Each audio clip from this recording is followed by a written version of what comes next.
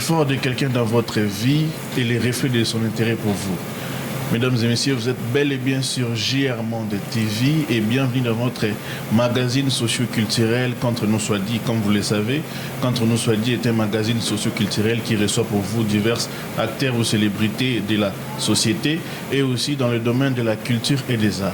Je suis Robert Messo, Simba. Et aujourd'hui, je reçois pour vous M.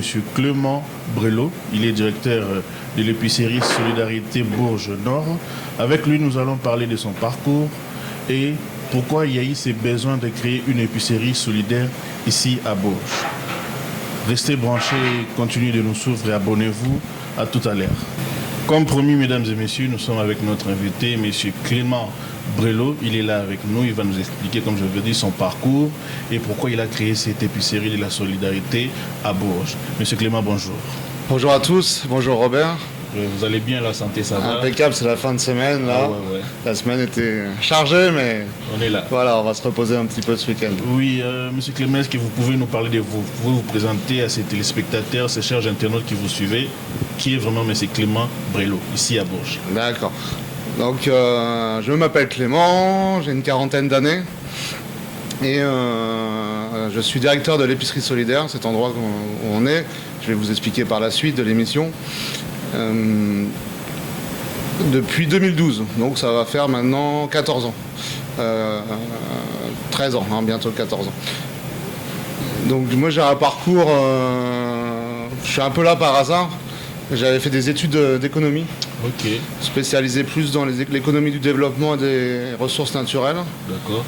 Alors j'avais toujours la vocation de faire un métier qui serve à la société, on va dire. Hein. Voilà, ça a toujours été dans le coin de ma tête, c'est la tradition familiale, beaucoup dans le monde associatif, et mes valeurs personnelles et humaines. Et donc j'étais plutôt orienté dans la recherche économique pour les pays en développement. En région parisienne, j'ai fait mes études. Il s'avère que rechercher du travail, un premier travail en France, c'est très compliqué. J'étais retourné chez mes parents. J'ai pas mal galéré, puis j'ai postulé un petit peu ici par hasard. Et mon profil les a intéressés, et depuis, j'ai pas quitté le poste, le navire. Ah, d'accord. Mais nous voulons vraiment savoir, est-ce qu'il y avait un besoin précis?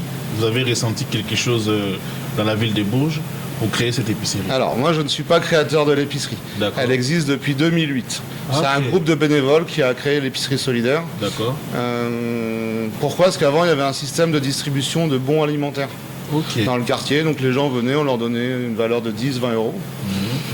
Mais c'était pas... Voilà, moi, ils m'en ont parlé, certains bénévoles. C'était beaucoup dans la consommation. Et donc, il y a le modèle des épiceries solidaires qui s'est développé en France et en Europe, où le but, c'est que les familles puissent acheter des produits à petit prix. Il y a une participation financière. Et avant, l'aide alimentaire, c'était surtout, on donnait des colis gratuits, avec tous les excès que ça peut avoir. Maintenant, on peut donner des colis avec un prix réduit, c'est ça? Alors ici, c'est même pas un colis, c'est du libre choix. C'est comme une épicerie, c'est comme un magasin. On prend ce qu'on veut à petit prix. Est-ce que vous êtes soutenu par d'autres entités comme la mairie, parce que vous avez parlé des bons? Est-ce que vous êtes soutenu par la mairie, par le conseil départemental ou quoi que ce soit? Donc, on a en effet des subventions publiques qui nous aident. Donc, on a l'État, à travers un dispositif qui s'appelle la politique de la ville, parce qu'on est dans un quartier prioritaire de la ville, c'est un quartier populaire où il y a des difficultés économiques et sociales supérieures à la moyenne nationale. Le conseil départemental du Cher, la ville de Bourges, la CAF, par les actions qu'on mène auprès des familles. Mais sinon, la majorité de nos revenus proviennent des familles. Des familles. Parce qu'ils payent. Ils payent. Donc c'est 80% de notre budget. C'est les achats des familles. Donc on est relativement autonome. On a un modèle économique qui nous permet de fonctionner sans être à 100% subventionné par les structures, c'est ça. Donc nous, on est quand même autonome. S'il y a une subvention qui saute, on ne souhaite pas. Donc quand même, on pourrait s'en sortir. Mais maintenant, tout ce que je vois comme marchandises ici, du lait, du sucre, de l'huile, donc ça veut dire que c'est vous qui achetez ça en grande partie? Alors, on travaille avec une association qui s'appelle la Banque Alimentaire du Cher. La Banque Alimentaire, c'est une association qui récupère des invendus dans les supermarchés, chez les industriels, beaucoup, dans les plateformes logistiques. et après, ils le redistribuent aux associations caritatives. Ah, d'accord.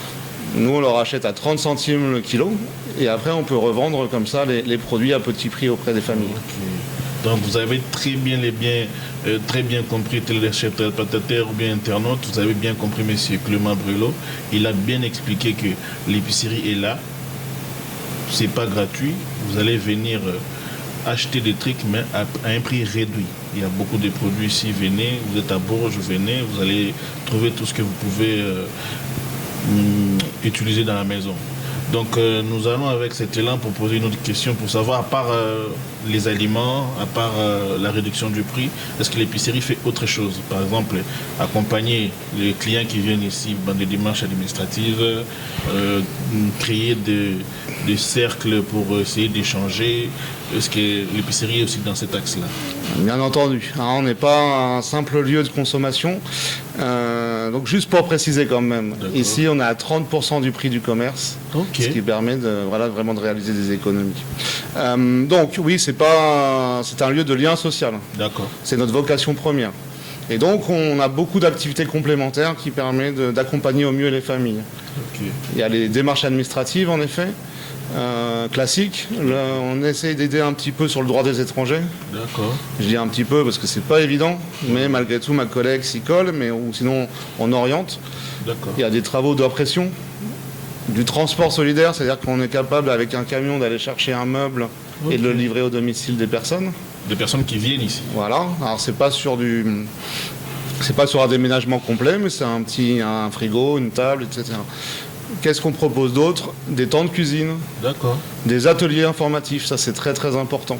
C'est-à-dire qu'on fait venir des partenaires sur le droit commun essentiellement, CAF, sécurité sociale, l'emploi. Mardi à 9h, il y a un atelier ici sur la réalisation d'un CV. Comment bien faire son CV. D'accord. Et voir s'il est adapté ou pas. Sur la santé, voilà. Il y a aussi des permanences. D'accord. Où ils viennent pendant la vente, notamment sur la santé mentale, sur le dépistage du cancer, sur beaucoup de points comme ça. Il y aura une juriste aussi qui va venir bientôt, une juriste d'Imani sur le droit des étrangers également. Ok. Donc vous voulez réaliser votre CV, vous voulez vous réinsérer vous voulez avoir des explications claires pour l'administration, vous pouvez faire un tour ici. On va vous présenter quelqu'un qui peut vous aider. Mais après, est-ce que l'épicerie peut recevoir des stagiaires? Ah oui, ça. Les stagiaires pour... Ça, nous, on est une usine à stagiaires ici. Ok. Pourquoi? Déjà, c'est notre vocation première. On est associatif, donc on est là pour aider les personnes. Beaucoup de jeunes ou moins jeunes, c'est des adultes. C'est difficile de trouver un stage en France. Oui, oui. Et alors surtout quand on est dans les milieux populaires, puisqu'on a moins de réseaux. D'accord. Et donc, trouver des stages, c'est complexe. Il y a de plus en plus de demandes de stages. Donc nous, on a cette vocation-là. En 2024, je crois qu'on a accueilli 80 stagiaires sur l'année. C'est énorme. Parce qu'aussi, en plus, on fait tous les métiers. Tous, j'exagère, on n'est pas mécanicien. Mais on a beaucoup de métiers. On fait de la vente, de la logistique, de l'administratif, du social, de la communication. Ça pourrait être même de l'informatique, du marketing, voilà. Donc ça permet d'ouvrir plusieurs champs et on a aussi la découverte d'un métier. J'ai une question qui m'est venue comme ça. Est-ce que l'épicerie est accessible à tout le monde? Quand je dis à tout le monde, je parle de toutes sortes de couches. Parce que j'ai remarqué qu'il y a beaucoup de demandeurs d'asile, comme on dit, ou bien il y a beaucoup de gens qui sont en situation un peu précaire. Est-ce que c'est seulement pour eux ou bien ça peut être accessible pour tout le monde? Alors ça, la question est très bonne, sinon j'allais vous reprendre. J'ai l'air de venez tous. Non. Pourquoi? Donc c'est une épicerie sociale, solidaire, et donc sur critères sociaux. D'accord. Bien entendu, c'est pas ouvert au grand public. Ouais. La démarche pour venir ici, il faut voir une assistante sociale ou un travailleur social. D'accord. Qui va déterminer si la famille, elle est dans le besoin, selon ses propres critères. D'accord. Voilà. Et après, elle nous les oriente. Quand il y a le dossier, nous, on va leur procurer une carte à la famille, ils pourront venir pendant 1 an. Ok. Donc on a dans notre public des familles. Pourquoi? Parce que la vie en France, elle est pas si facile. On est un pays très riche. On doit être 5e puissance mondiale maintenant. Mais après, malgré tout, il y a beaucoup de pauvreté. Après, c'est une année là. Qu'est-ce qui arrive? Vous continuez... Ils peuvent venir acheter des fruits et légumes un petit peu, puis on continue à communiquer. Ah, ok. Mais voilà, la France est un pays riche, mais il y a beaucoup de pauvreté. Notamment dans les quartiers, parce que puis la vie est chère. Il faut payer le logement, l'énergie, le transport. Il y a moins de solidarité familiale. Ah oui. Mais nous avons aussi fait une petite investigation. Nous avons vu ou bien on nous a dit qu'il y avait des associations de Solidarité Bourges, mais il y en a un qui a fermé et ça continue. L'autre là, pourquoi ça a fermé? Vous avez pas... Laquelle alors? On nous a dit que c'était toujours épicerie Solidarité Bourges, mais ça a fermé depuis 2012 ou 2011. Je sais pas de quoi vous parlez là. Je connais pas l'histoire.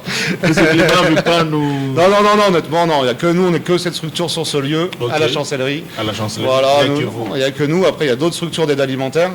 Il y a d'autres structures. Mais c'est pas géré par nous. Notre modèle, il est que ici. Maintenant, quels sont vos horaires d'ouverture ici?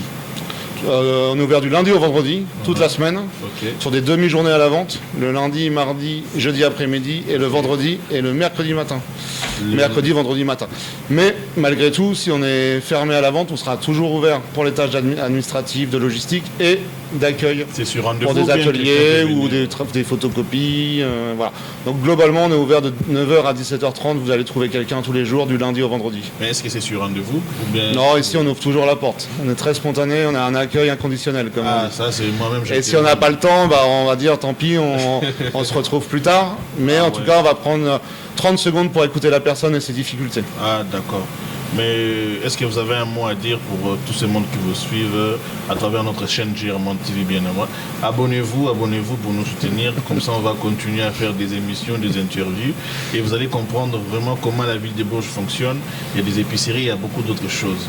Donc abonnez-vous dans notre chaîne GR-Monde TV massivement et ça sera apprécié par beaucoup de gens qui vont voir que vous nous soutenez et ça serait une bonne chose.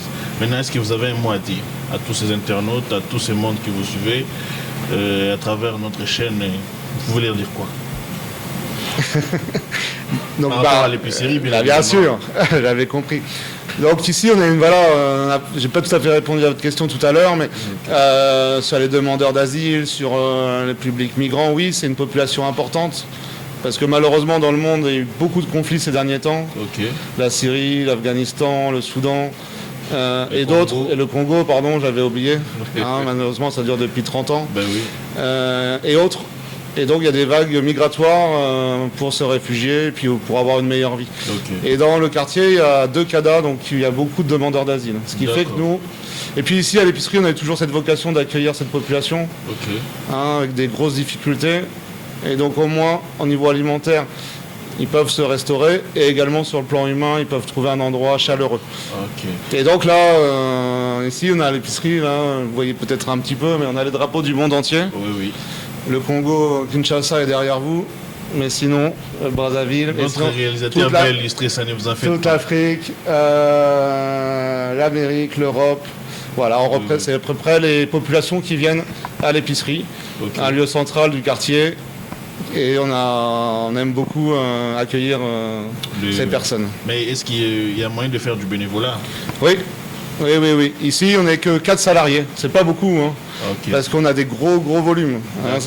Mais on a la chance qu'on a plus de 100 bénévoles, 130 en 2024, qui viennent tous les jours, qui s'impliquent énormément pour les fonctions de caisse, pour gérer les caisses, pour l'approvisionnement, pour la cuisine, pour plein de petites tâches. D'accord.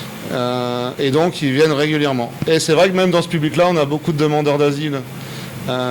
Pourquoi? Parce que quand ils arrivent en France, en Europe, souvent c'est des gens qui ont travaillé dans leur pays, qui étaient très actifs. D'accord. Ils se retrouvent ici à ne rien faire. C'est très difficile, de la loisiveté, de rester à la maison. Et donc, ils viennent ici pour nous aider, pour aussi trouver une famille, un réconfort, un lieu d'accueil. C'est aussi l'occasion, malgré tout, d'avoir une petite attestation qui va aider à la préfecture. Mais même si on vient pour ça, après, on l'oublie. Généralement, on se sent bien ici. Et moi, je les accueille toujours dignement, on va dire. Ben oui. Parce que quelqu'un qui vient, pareil. Je vous parlais pour les démarches. Oui. Un bénévole qui demande du bénévolat, on ne va pas lui donner de rendez-vous. On va dire, ok, tu vas commencer là, tu vas aller chercher un frigo à tel endroit, tu vas aller trier les légumes, tu vas te mettre à la caisse pour rendre la monnaie. Voilà, il y a toujours quelque chose. Si ça ne lui plaît pas, il ne revient pas, mais ce qui est rare. Mais on est directement utile en venant à l'épicerie solidaire. Ah ouais, question d'intégration, vous faites un grand travail, on vous en félicite d'ailleurs. Merci beaucoup. Donc c'est une bonne chose et c'était vraiment un réel plaisir de vous avoir sur notre plateau et merci beaucoup d'avoir répondu à notre invitation et nous espérons que ce n'est pas la dernière fois quand même. Avec plaisir.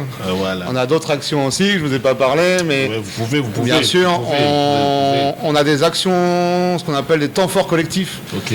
Donc la fête de Noël, fête de voisins et surtout un grand carnaval qu'on va développer là sur les années futures 2026, 2027, 2028. Okay. Carnaval du monde qui aura lieu dans le quartier et on essaye vraiment de le développer, de mettre plus de moyens et notamment des ateliers préparatoires et puis prendre le talent de chacun pour réellement faire une fête Ce projet-là est aussi ouvert magnifique. à tout le monde. Là, pour le coup, c'est ouvert à tout le monde. Les jeunes, les plus âgés. Voilà, tout le monde. exactement. On va faire des ateliers, couture, chansons, décors. Et si quelqu'un, il y a des gens qui veulent vous donner des dons, par exemple des tissus, des machines à coudre, tout ça. On est en recherche, en effet, on est en recherche. Il faut voir ma collègue, la grande Asmena. Okay. On recherche des machines, des déguisements aussi. Il y a peut-être plein de gens qui ont ça dans leur coffre, là, dans leur malle, qui ne les utilisent plus. Ils peuvent nous les donner. Okay. Pour que du fil, des boutons, des choses pour faire des masques, des chapeaux, peu importe. Tout ce qui peut nous aider à faire des déguisements, décors et d'en rendre une fête magnifique. En tout cas, merci beaucoup. De rien. Voilà, merci à vous. C'était un plaisir d'être avec vous et j'espère, comme j'avais dit, c'est pas la dernière fois. Avec plaisir. Oui, oui. Donc justement, même par rapport à toutes ces actions qu'on va mener, vous serez les bienvenus. Voilà. Vous avez entendu, très chers téléspectateurs, nous sommes les bienvenus pour toutes ces actions-là. On va répondre présent. Et voilà, mesdames et messieurs, nous sommes à l'épicerie Solidarité Bourges. Comme je vous avais dit, on est là, voici l'épicerie Solidarité Bourges. L'épicerie Solidarité Bourges est située dans le quartier de la Chancellerie, dans la ville des Bourges, au centre Val-de-Loire, ici en France. Cette épicerie donne accès à des denrées alimentaires et des produits de première nécessité aux personnes et aux familles qui disposent de faibles ressources. Donc si vous n'avez pas vraiment beaucoup de ressources, ou bien si vous avez un projet, par exemple de logement, si vous avez un projet par exemple de la mobilité ou bien des projets de formation, voici une épicerie qui va vous aider.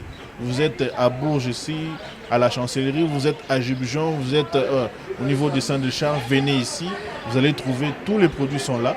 Et l'épicerie Solidarité Bourges Nord est située précisément aux avenues 7 rue Jean Rameau, 18 000 Bourges. Donc venez nombreux, venez ici. Vous n'allez pas être déçus. Je vous remercie de nous avoir suivis. Je ne peux jamais terminer cette émission sans avoir remercié celui qui était à la réalisation, M. Gilles Ntima. Il fait tout ici, moi je l'appelle les Manitou. Donc abonnez-vous sur notre chaîne GRMON TV et vous ne serez pas déçus. Dans moi, votre humble serviteur Robert Besso, les Rois Lions Simba King of Bourges, je vous dis prochainement.